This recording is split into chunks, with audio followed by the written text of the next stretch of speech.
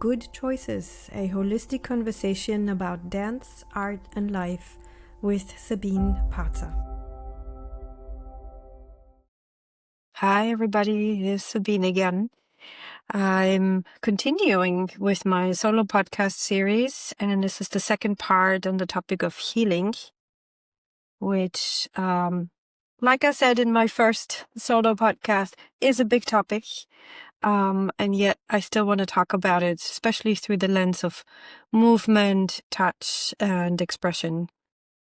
In the first episode, I talked a bit about how I view embodiment and how I also differentiated a bit from language-based therapies or approaches, and how I feel that embodiment is really a first, to begin with, a non-verbal process, and that it's beautiful to integrate it into language, and we need language for it, but the core practice of it is a physical practice.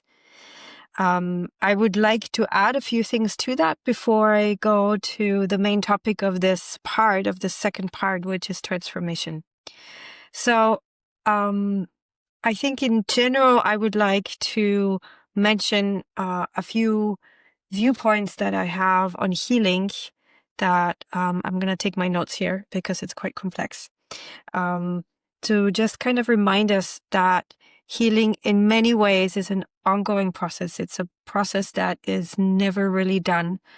It's from the point of view of somatic experiencing or a somatic, I'm not talking about the method somatic experiencing, but really physically, somatically experiencing our bodies, developing a connection to our body-mind, cultivating a connection with our bodies, but also with the larger body of this earth and with our relational body to other people, to other beings, that we need.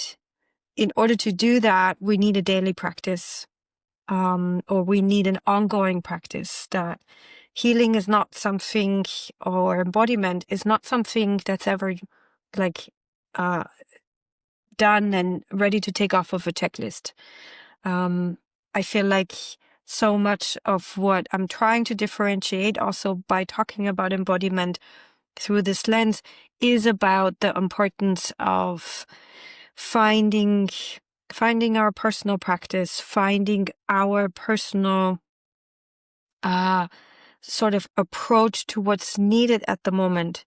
I'm 54 now, and my embodiment process at my age, in my perimenopause, in my professional situation, in my post living with children at home phase of my life is very different than it was in my 20s or in my 30s or in my 40s.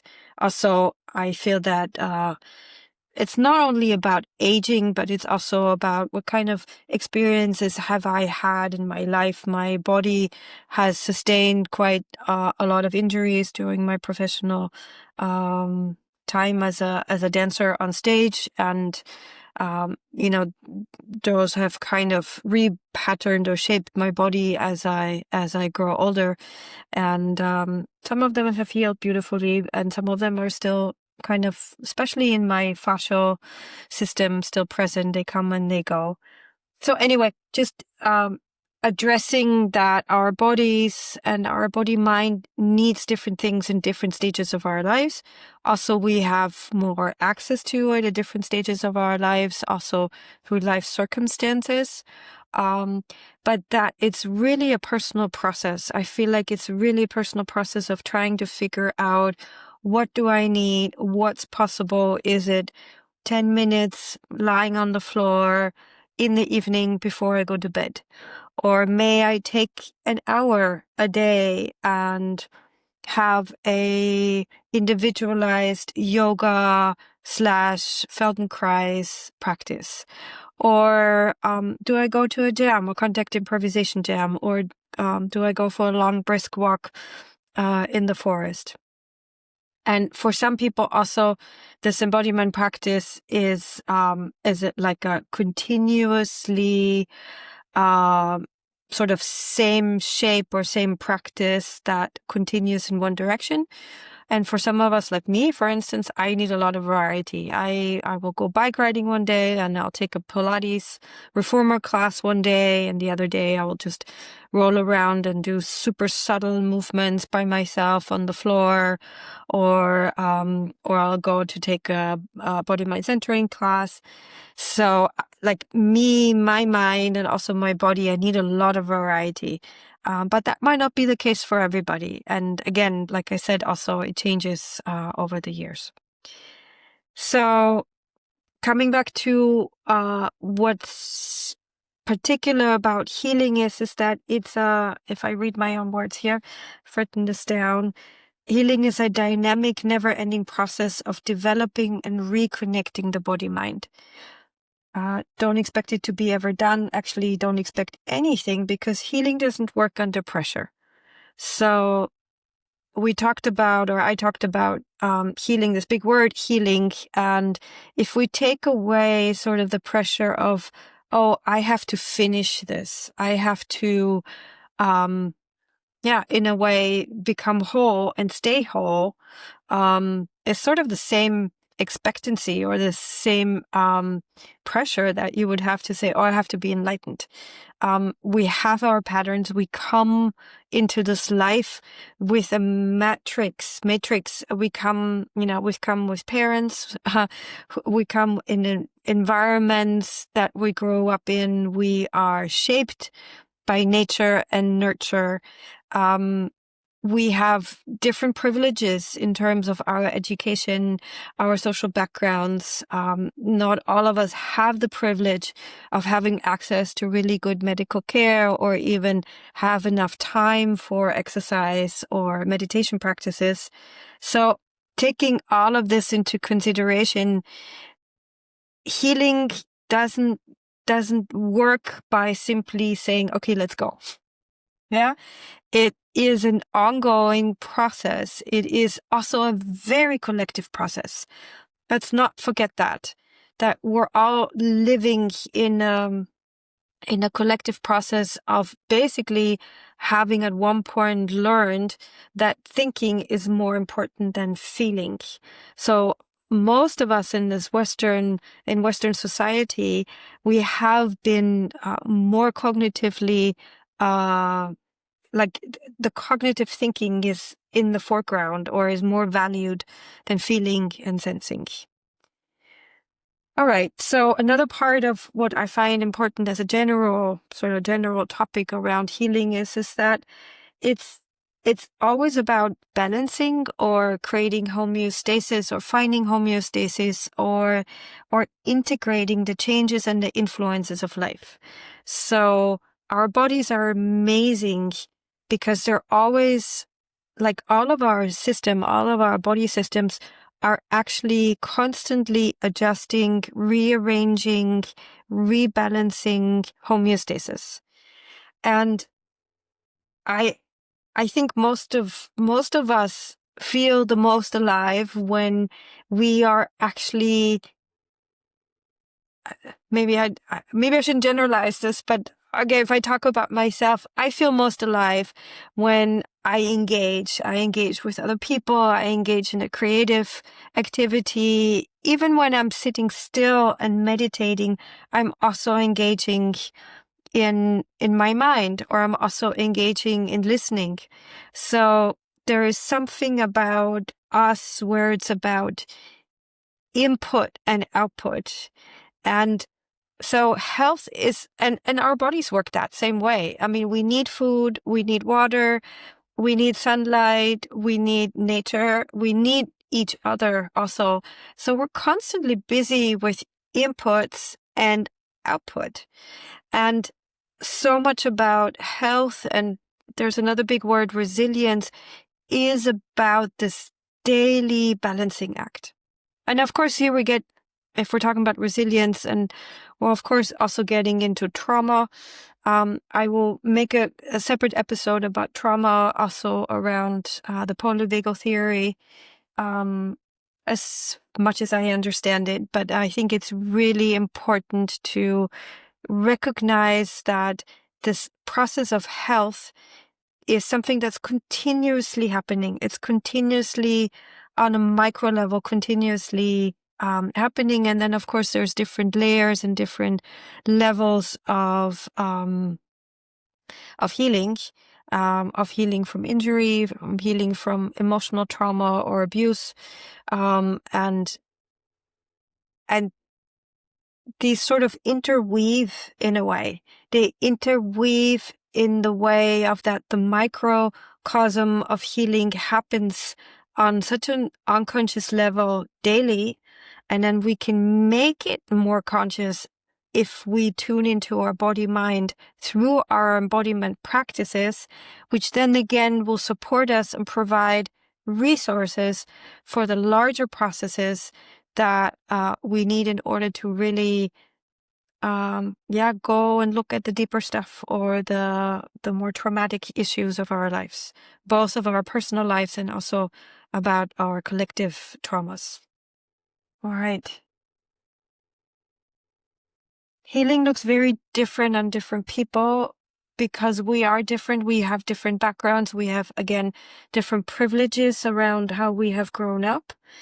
For some, it might be grounding, healing. Again, for some, it might be grounding ourselves in our bodies. For some, it might be healing might mean uplifting in a new sense of spirituality or even becoming more spiritual. For some, it is about a deep connection to our ancestors. For some, it might feel like finding a new identity or even being able to express ourselves in a different way. And for some, it might be finding a community, finding a group of friends who I can share myself or my expression with, a sangha in a way, and that might feel deeply healing. Sometimes healing needs movement and sometimes it needs stillness and everything else in between. In many ways, healing is, for me, also something that's connected to the concept of kairos, or kairos, I think. Kairos is a Greek word that is sort of put into opposition or is one of the concepts of time that the Greeks have sort of divided.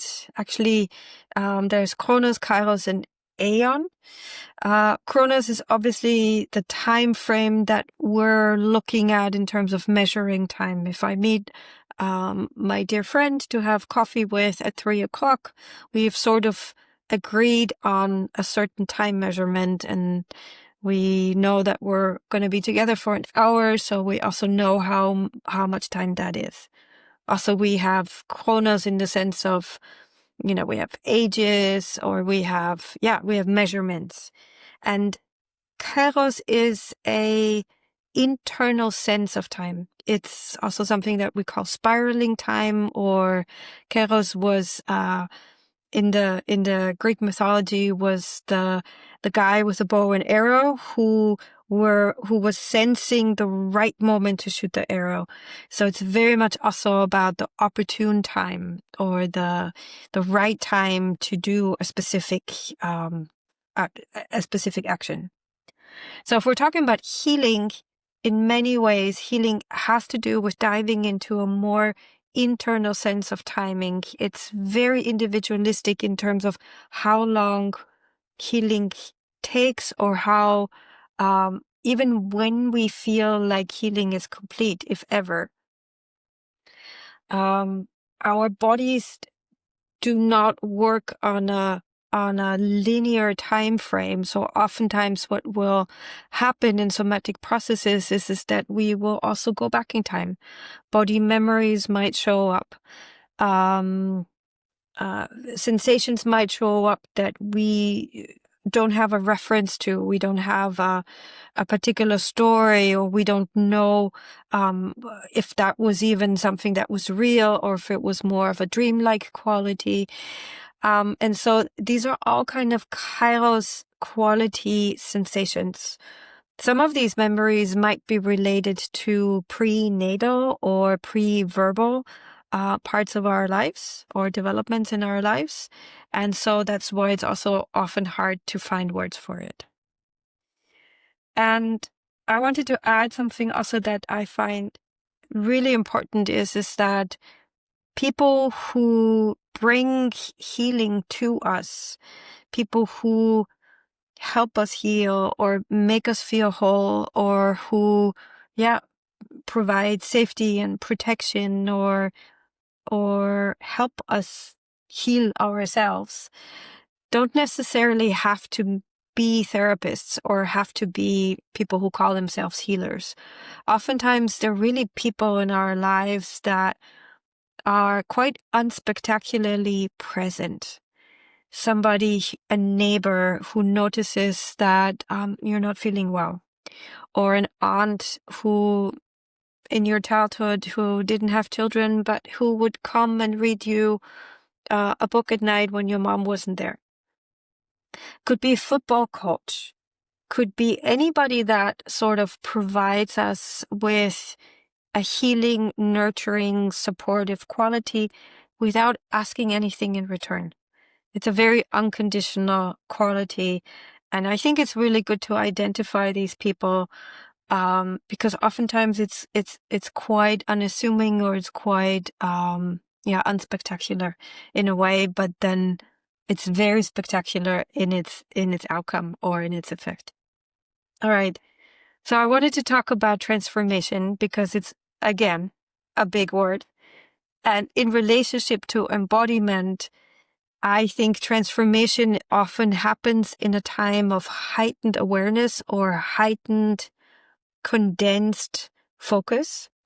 So I differentiate embodiment as something that happens in a daily practice or that's an ongoing process. Transformation is something that might happen in a moment of crisis. It might happen in a moment of a threat or a dangerous life, even a life-threatening situation. It might happen in a retreat or in a safe container where an intention is set to change something, and with a wish of a new outcome. It might happen naturally without us noticing. In many ways, transformation happens all the time because our bodies are always changing. But we're also aging, or we're transforming naturally from a child to a young adolescent. So puberty, of course, is one of those natural processes of a transformation. Also, menopause or perimenopause, if we're talking about hormonal shifts. So there's these physiological changes that happen, and then there are emotional transformations, and there's transformations that kind of happen on their own, or they're happening because something happens to us from the outside, like a major life event, like a death in the family, or a divorce, or an accident, or a tragedy that like shakes us to the core, and there's really no other way than to deal with that, or it just kind of rips apart the whole fabric of your life. And those are the traumatic transformations, dramatic and often traumatic. But like I said, there's also a lot of small transformations that are occurring, and we can actually, both with dramatic and traumatic transformations and the more sort of slower transformations, embodiment is really what supports us in that. Embodiment, our embodiment resources, our practice, our the help that we also get from teachers and from clients, but also our own focus on integrating our emotions, or expressing our emotions, or realigning our bodies, or shaking out or releasing tension in our bodies. Shifting. really transformation is shifting. Transforming means shifting or changing a form, and the form can be physical, but it's also often an identity change or an emotional shift or a hormonal shift, and often all of these layers together. So my sense is that transformation is a condensed time. It's, like the biggest transformation is sort of going through, for the baby to come out of the womb, sort of this transformational, condensed, heightened awareness that often feels like we need support, or we also need a ritual around that, or we need, it needs a certain amount, or it takes a certain amount of intensity for something new to be born, like a baby going through a birth canal. I feel like in many ways, rituals are supportive to that. I think it's something that we've lost in our Western world. We still have it, but probably not as much as we would need. Definitely rituals also around death, around, again, transforming the shapes of our beings or the shapes of our existence. Or if we put it in another way, even if we create our own rituals, it helps us. It helps us to support this realization, oh, something is leaving, something is processing, and that also means that I have to let go of something. I have to let go of a part of myself, an identity, or I have to shed, in a way, a layer of my skin, or shed a part of my life, or a form that is no longer true to myself. And then there is also a time, and this is actually the hardest time.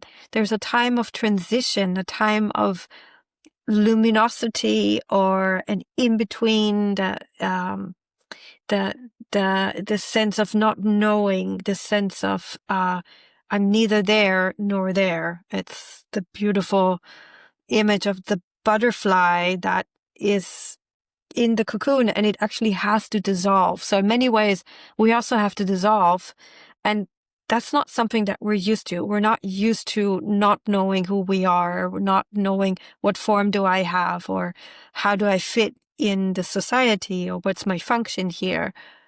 So a lot of what we're actually practicing in authentic movement and in improvisation, and in some ways also in authentic movement, is practicing, contact improvisation is so much about this in-between place of sensing and feeling and not knowing and not having to define ourselves, so that something new can emerge, another form can emerge. And it can be, again, a temporary form, or it can be a new aspect of myself. It doesn't have to be, again, something super fixed, but the whole process is letting go, in between, and forming something new. And of course, oftentimes that's a very fluid process. All right. Beautiful, beautiful process. Complex. And at the same time, something also very organic, something that's happening all the time. And like I said before, definitely something that is supported by our individual private practice, our individual embodiment practice, and of course by people who know about these processes, who have gone through transformation processes themselves. So hopefully you have a teacher, or hopefully you have a practitioner, a good body worker, or a good therapist who knows about these different phases and can support you in that. All right. Thank you so much for listening. This was number 2. There will be number 3. Looking forward to talking to you soon. Please let me know what you think about all of this. I don't feel like I own the truth to that. That's my point of view. Super happy to read about your point of view and also your questions. All right. If you would like to know more about holistic dance and the Holistic Dance Institute, please visit us at our website www.holistic-dance.at. Holistic dance is an invitation to transformation through dance, movement, and touch. It was founded by me, Sabine Parzer, in 2010. It is a mix of different methods, a dynamic cross-method approach from dance pedagogical, dance and body therapeutic, systemic and holistic methods. We offer authentic movement, integrative contact improvisation, somatics and applied anatomy, improvisation, ecosomatics, and many more elements. I offer holistic dance workshops, I offer single sessions, I offer teachers trainings, embodiment trainings, advanced teachers tracks, year groups, and retreats. I would be very happy to see you at one of our events. And if you have any questions, please write me an email.